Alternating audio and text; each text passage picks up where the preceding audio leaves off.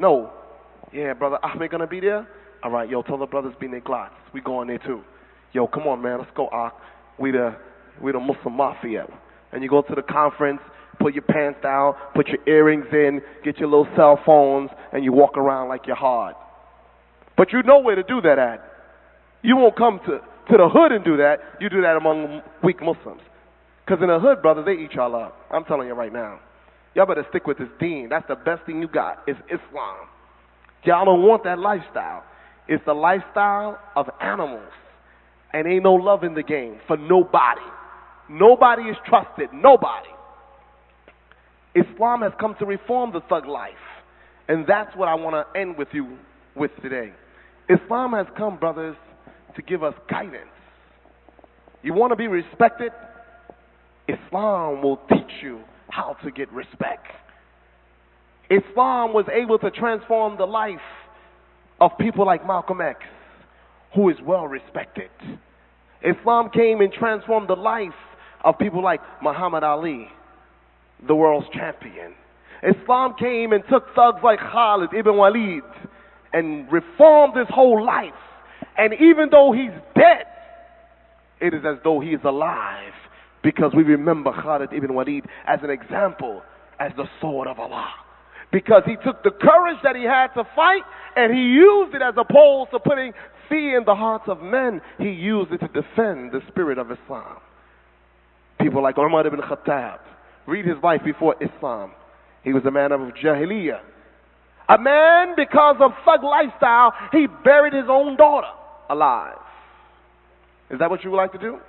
You like to go back to the days of ignorance and watch your father take your baby sister that's just 3 months old and bury her in the dust of the soil of America and watch your little baby sister cry out?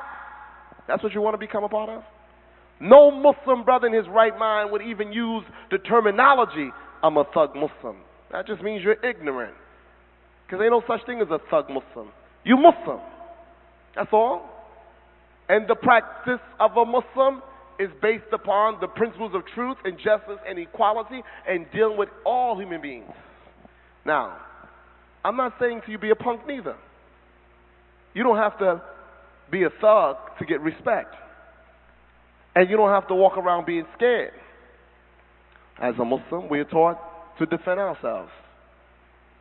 I'm not saying to you to be in the American society and let some kid walk up to you, and because you're a Muslim now, he think you're scared, smack your glasses off you and take your money out your pocket. No.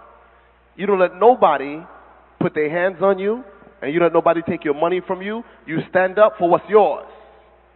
Because there comes a time in all of our lives that we may have to fight. But a Muslim in this day and time, brothers, you have to study the religion of Islam and make that your primary focus. Videos and music and games and all kinds of forms of entertainment, it has damaged the minds of young America today. Black, white, rich, or poor. The TV is so powerful. The computer is so powerful. Brothers, do you know that with computers right now on the internet, you can download anything? You know that, right? So that means right now, what's the holiest city in the world to the Muslims? I can't hear you. Mecca. That means right now a kid in Mecca who's memorizing Quran can go on the internet, type in the word sex, and download pornography.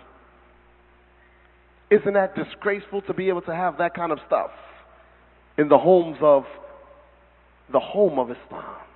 But that's the goal of the enemy. The goal of the enemy forces is not to destroy your parents. They don't care nothing about your parents. They want you. Because if they can destroy you, they can guarantee that their children will control your children in the future. You brothers got to study. You see, you have to study how you became part of the American society.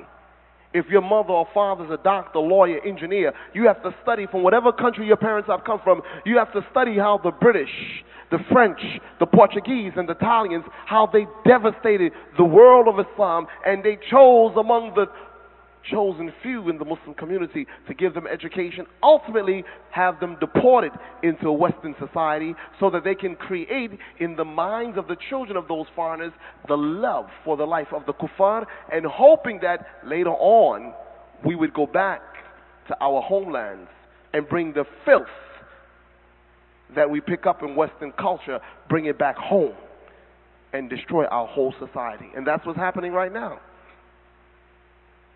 I ask you this question. How many of you listen to rap music? Just be straight up. Raise your hand. All right.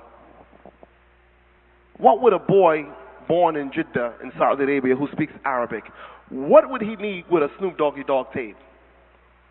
What would he need with it? I'm the D.O.G. Snoop Dogg. What would a kid who speaks Arabic in Mecca reading Quran, what would he need with that? What would he need with that? But it's there. What would a kid in Mecca need, or in Jeddah need, in any Muslim country? What would he need with a cassette tape? Born Again, Biggie Smalls. Or Black and Ugly as Ever, Gucci Down to the Socks. What would a Muslim kid need with that? What do you need with it? Or Tupac, California Love. Or DMX, Flesh of My Flesh, Blood of My Blood. What would a Muslim kid need with that? It's real simple. They want, right now, to put it in the minds of all the Muslim kids that the lifestyle of the thug is the ultimate goal of success. To deprive you of the true understanding of your purpose in life so that you would have to go through all of the hell that they go through in order to come back to the true understanding of what life is all about. You notice some of the thugs, if they live long enough, they change their whole life and they go back to who? You ever notice thugs? They go back to God. You ever notice that? After being tough and all that stuff, when they really come to their senses, who do they turn back to? God. Now, I listen to rap music